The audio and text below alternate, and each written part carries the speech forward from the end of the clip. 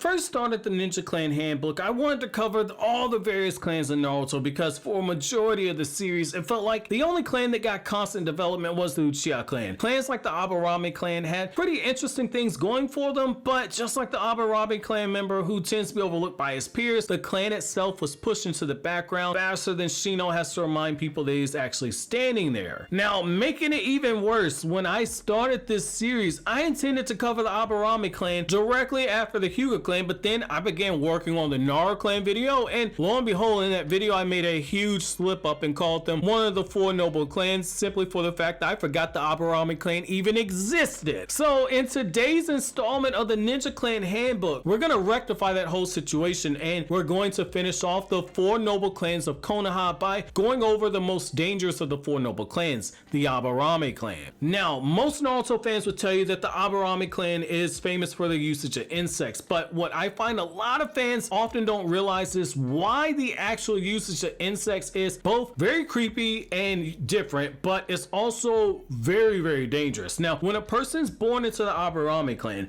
their bodies are given up to several different types of insects for their bodies to serve as a bit of a nest and a breeding grounds of sorts. So it's a bit symbiotic when you look at the relationship, where the insects merge into the person's body via a form of codependency, where the insects live inside of the host and they rely on the host's body itself. But as a bit of a trade-off, the Abarami clan member can use the insects to carry out the hidden jutsu of the Abarami clan. For them to fall into the category of being one of Konoha's four noble clans, they have to have some pretty overpowered ability, or they have to have something very deadly to offer, right? Well, I mean, the Uchiha clan, they were feared for their Sharingan. The Hyuga clan were feared for their gentle fist fighting style, and the Akimichi clan were feared for their ability to beef up their destructive power by using their hidden jutsu. So why exactly was a clan like the Abarami clan put into the four noble clans instead of, say, like a big brain clan like the Naruto clan? Well, the answer is pretty damn simple when you look at it, actually. So their fighting style is so subtle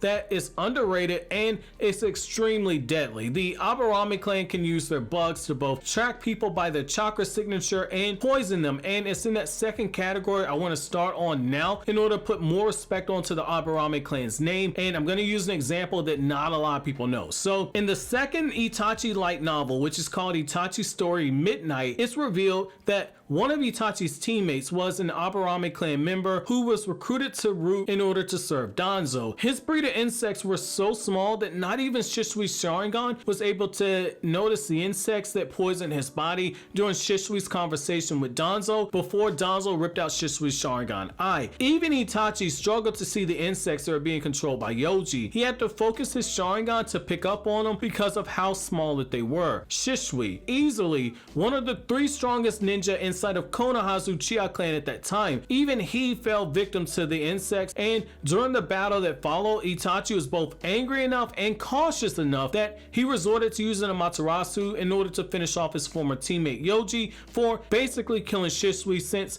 Shishui would have died anyway because of the poison inside of his body. Now, Yoji's insects were coveted by Danzo for a reason. They're too small for the Sharingan to detect them unless the Sharingan is focused directly on the insects, and the insects pack the punch of several poison scorpions stinging you. Now, that's not to say that every member of the Abarami clan is Shishui level. Nobody's saying that. But it does go to show you that just as Naruto as a series places a lot of emphasis on the strongest person not always being the winner of the fight, this too is basically what the Abarami clan is the embodiment of, since their very subtle and deadly fighting style makes them a huge handful to deal with. Even Konoha needed to resort to using various forms of trickery in order to fight off the members of the Abarami clan who approached her during Pain's invasion. Part of the reason why this clan is so dangerous is the fact that their insects feed on chakra, which the clan member can use to their advantage by placing insects onto their opponent to have the chakra eaten. However, there's another benefit to doing this. The Abarami clan doesn't actually need to weave hand signs because the insects inside of their body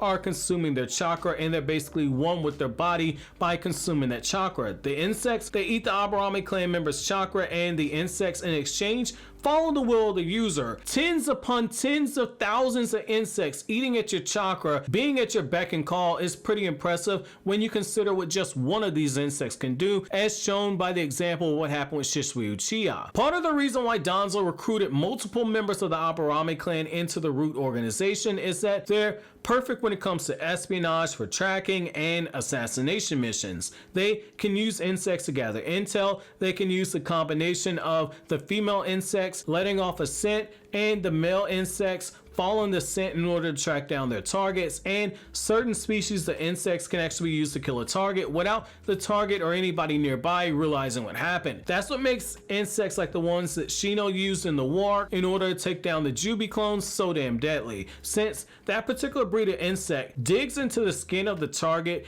and according to Naruto Databook 4, which is written by Masashi Kishimoto, according to that databook, as it eats away at the flesh and chakra of the person, the insect begins to eat away at the person's body from the inside out, all while the insect itself is growing in size. Now, you also have other insects that are so small that they're so small as a nano, but they work in a way to where they feed on the chakra of the target and they destroy the literal cells of the person who's being attacked by the bugs, as shown by the root ninja who Danzo took with him to the 5 Kage summit. When you consider the Abarami clan's hidden jutsu, like the one that Shino developed, the Beetle Tornado Jutsu, it becomes very clear why someone battling the Abarami clan is going to be in for one hell of a handful of a fight, because imagine if those insects that were used to attack the Jubi clone or the insects that were used to kill Shisui, imagine if those were used into the Beetle Tornado Jutsu. You basically be fighting a near death or a certain death battle against the Abarami clan. However, that's gonna do it for this latest installment of the Ninja Clan Handbook. Let me know what you guys want me to cover in the future, and if I like the suggestion enough, I'll turn it into a video. But so always, guys, if you like anything I had to say, don't forget to comment, rate, subscribe, and share. Thank you so much for watching all the way to the end. Have an awesome day, guys.